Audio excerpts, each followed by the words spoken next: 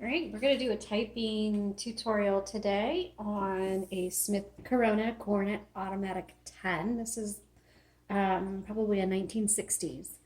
And this is an electric typewriter with a power return. That means it's fully electric. There's nothing manual about this typewriter, which means you will need to have a power supply nearby. It will need to be plugged in order for it to work. So let's take a look around. We've updated the color on this particular one. This is not the normal color for automatic 10s. They're most likely going to be a blue, a little bit darker blue, because they kind of come in a two-tone, or it could be brown. Here's your carriage back here on these. What you need to do is your paper is going to go between these two metal bars right here, and we'll load that here in a second. Back here, if you want a paper holder, you just pop that up. And then to set margins, because they're not automatically set except for what is at the limits of the carriage, you can move your margins by pressing and pushing, sliding those white tabs. There is a metal piece right here, and there it is. And this is a paper guide, and a lot of times they get pushed way out. But the benefit of using a paper guide is if you're going to use multiple pages, you want to make sure your margins are in exactly the same place. And even though you might set your margin tab here, without the paper guide, when you load the paper might be, you might load the paper in a different spot every time, so it might be off. So paper guide just helps you with consistency and getting it in there straight. Now, if you happen to load your paper and it's crooked, there is a paper release lever right here, and that loosens the tension on the paper, and then you can adjust that. And then since this has a power return, when you get to the end of the line, you're going to hit that. The carriage will move to the beginning of the line, and it will advance either 1, 2, or 3 lines. Right here is where you set how much you want that to advance. Now, to move your carriage, there are white levers behind the rollers, and you just pull those in, and that releases the carriage, and you can go back and forth. This particular typewriter does not have a bell on it, just so you know, but most of them do. All right, let's take a look at the inside. This one has a universal ribbon, which almost all typewriters, not all, but most of them, use a universal ribbon, and it's a 2-inch spool. This is a plastic spool that just pops in and out. You just lift it up and lift it down. Make sure when you change it out that you thread them properly. And like this one popped out. It's pretty common, especially if you're moving it around, for the ribbon to pop out. And so always just make sure that it is in there properly. Now, the spool, when it gets to the end, will sometimes, especially on electric typewriters, it'll just lock up the typewriter. There are some typewriters that have auto reverses, but I actually haven't met a typewriter that actually works doing an auto reverse. But these tend to just lock up when you get to the end of the spool. Don't panic. That just means you need to reverse your ribbon, which you do that right here, and you just switch that up. The ribbon reversal switch does get moved around a lot, especially in cleaning and packing, transport. So don't think that there's an old ribbon in it. We always put new ribbons in our typewriters. These switches get knocked around a bit. And so when you first get a typewriter, open it up, make sure it's threaded correctly, that it looks like the pictures we put on our listings, and then make sure that the ribbon is going in the right direction. Okay, let's go ahead and load a piece of paper and turn it on, and we'll talk about what to do next.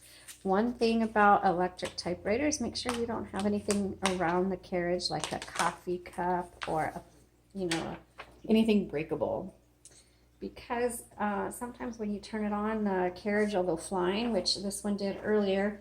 I don't know if it will now, just depends on, sometimes if you press a button, it'll fly. That one is fine. When I turned it on earlier, it just went zing, which can happen. So you just load it in, and then you turn the handle, Got to pop this guy out. And you can see there that's a little bit crooked, so I'm going to pull this in, straighten that out. Okay, so your color selector is going to be on the right. It's on black. You can switch it to red. And then if you want to set tabs, you can set it here, clear it here, and then the middle one is actually the tab button. All right, I'm going to hit the power return to send it over to the beginning of the line. There you go. Whoops. Oh. Moving everything around. All right, let's go ahead and type with this one. This is a 1960s.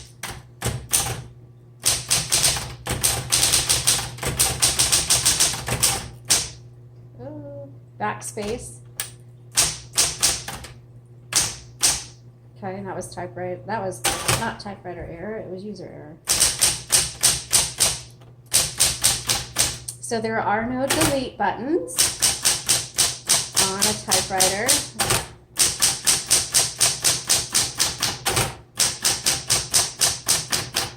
Now with electric typewriters, I'm holding this because with the power returns, it's pretty powerful.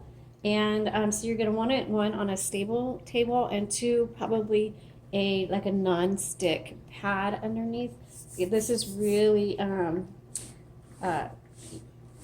slick on my table. And so to keep it from sliding all over the place, I'm holding it when the power returns. So just make sure you have a really stable table when you put this on. The electrics, especially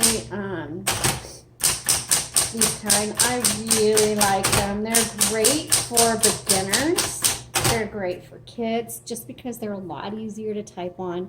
The majority of people buying typewriters are used to computers, which have a completely different feel than a typewriter. And manuals really can be tough to get used to at first. And so if you're just starting out, I recommend maybe starting with an electric typewriter, just getting used to using an electric typewriter and then investing in a nice manual. You're going to pay more for manuals than you are for electrics.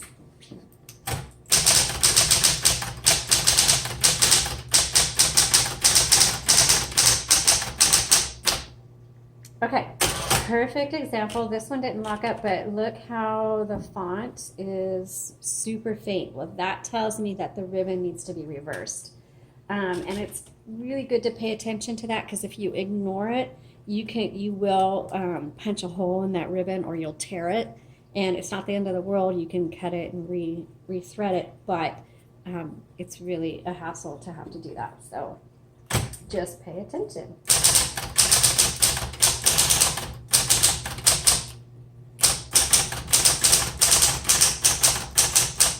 Okay, I don't know if you can see the difference. I switched the direction and immediately the font was nice and dark again. A lot of times when people contact us, 9 times out of 10 it has to do with the spools and the ribbon being reversed, or the ribbon wasn't threaded properly. Let's try the red.